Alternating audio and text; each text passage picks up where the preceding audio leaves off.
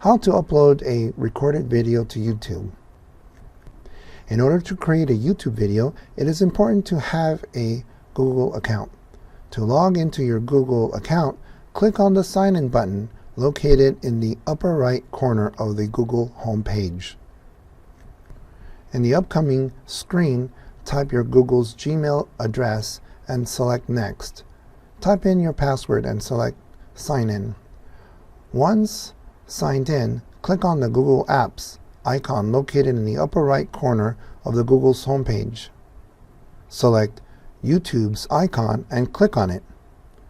You will be directed to your YouTube's homepage. Select Upload, which is located in the upper right corner of the page. In the next screen, move the mouse over and select Files to upload and click on the arrow. Select the desired video from your drive and select Open. Select Public or Unlisted. Public will make your video available to everyone.